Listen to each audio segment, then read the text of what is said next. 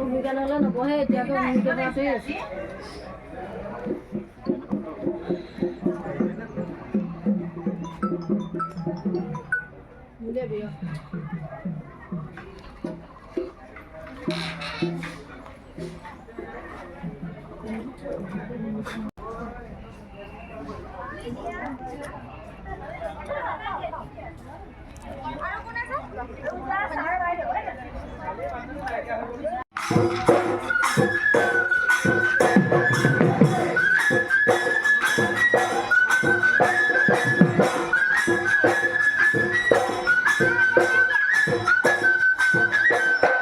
এই বছৰটো পূৰ্বৰ ধাৰা অক্ষুণ্ণ ৰাখি 100%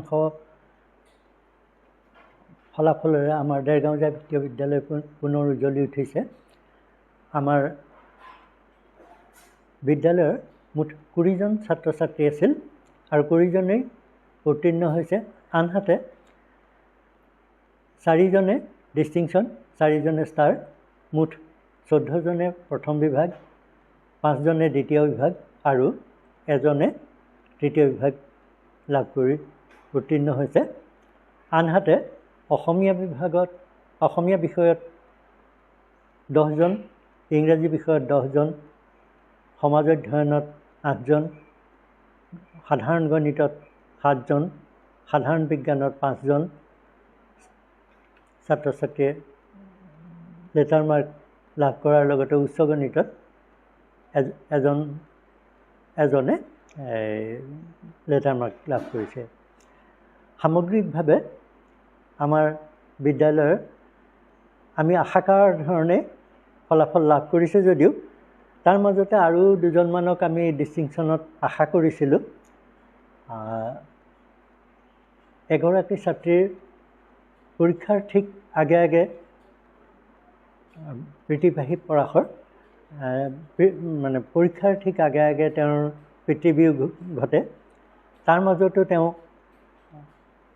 অসমীয়া বিষয়ত লেটাৰ নম্বৰ সহ প্ৰথম বিভাগ লাভ কৰিছে। এইটো এটা আমাৰ বাবে আশাৰ বতৰা, যে আশাব্যঞ্জক কথা, কিয়নো তেওঁৰ সেই যে দৃঢ় মনোভাৱ, পিতৃবিয়োগৰ পাছতে তেওঁ এই সফলতা লাভ কৰিছে।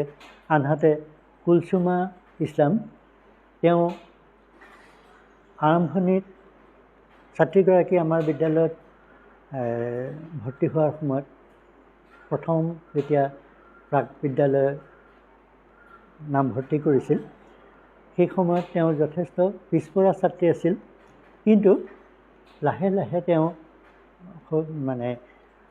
তেওঁৰ যথেষ্ট উত্তৰণ ঘটে আৰু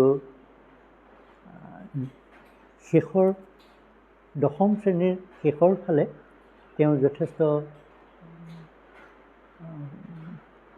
কষ্ট কৰি প্ৰথম বিভাগ লাভ কৰিছে। তেওঁৰ কাৰণে প্ৰথম বিভাগ আৰু এটা বিষয়ত লেটাৰ নম্বৰ পোৱা সঁচাকৈ ভাল লগা কথা, কাৰণ আশা নকৰা, কৰিব নোৱাৰা ছাত্ৰী আছিল আৰম্ভণিত।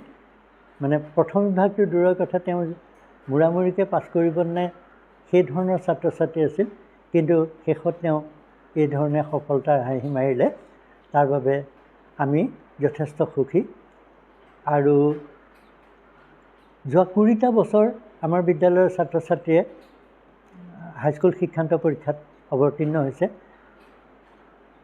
যোৱা বছৰটোত আমাৰ অনুত্তীৰ্ণ ছাত্ৰ ছাত্ৰী আছিল, সেয়া আমাৰ কাৰণে দুখৰ কথা আছিল।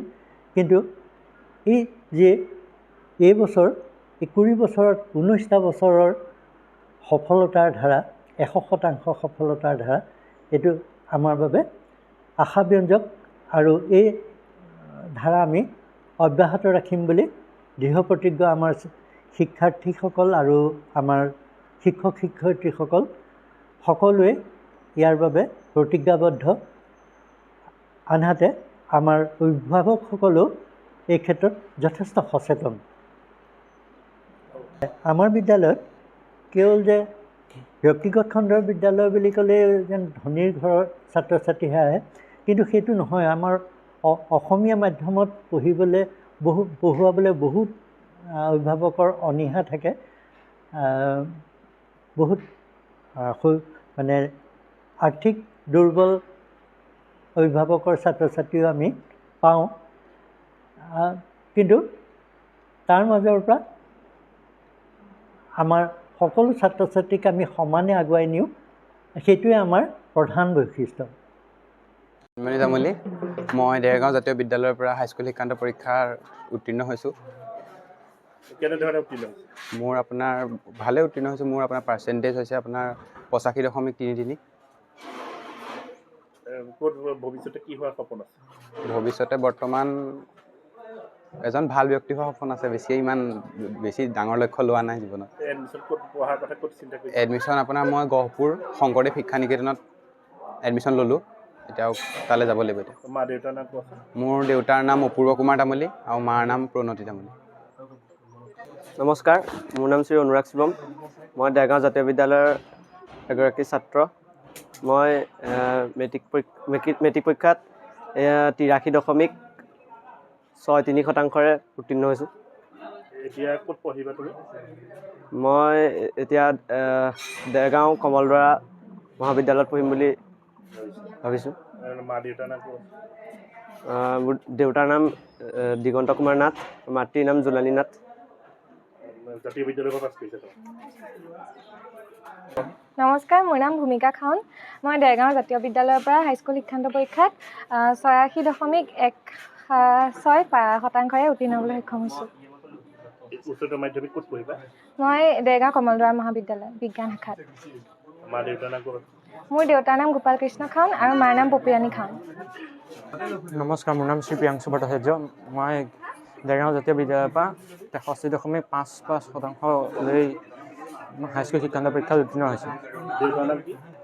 মোৰ দেউতাৰ নাম শ্ৰী পংকজ ভট্টাচাৰ্য আৰু মাৰ নাম শ্ৰী গীতালী ভট্টাচাৰ্য। এতিয়া এডমিশ্যন ক'ত ল'বা? এডমিশ্যন মই দেৰগাঁও কমলদৰা মহাবিদ্যালয়তে যোৱাৰ কথা ভাবিছোঁ। নমস্কাৰ, মোৰ নাম শ্ৰী অস্মিত কুমাৰ দত্ত। মই দেৰগাঁও জাতীয় বিদ্যালয়ৰ পৰা হাইস্কুল শিক্ষান্ত পৰীক্ষা দিছোঁ। 70.3%ত উত্তীৰ্ণ হৈছোঁ। ক'ত এডমিশ্যন ল'বা? এতিয়া গোলাঘাট দেৱৰাজ ৰয় কলেজতে ল'ম বুলি ভাবিছোঁ। মা দেউতাৰ নাম কোৱাচোন? মাৰ নাম অলকা দত্ত, দেউতাৰ নাম ৰাজু দত্ত। নমস্কাৰ, মোৰ নাম প্ৰিয়াক্ষী গগৈ। মই দেৰগাঁও জাতীয় বিদ্যালয় হাইস্কুল শিক্ষান্ত পৰীক্ষাত উত্তীৰ্ণ হৈছোঁ। মোৰ পাৰ্চেণ্টেজ 80.6%। ভৱিষ্যতে কি হোৱাৰ সপোন আছে? এজন ভাল মানুহ আৰু। মা দেউতাৰ নাম ক'বাচোন? মাৰ নাম মৌচুমী গগৈ আৰু দেউতাৰ নাম প্ৰণৱজ্যোতি।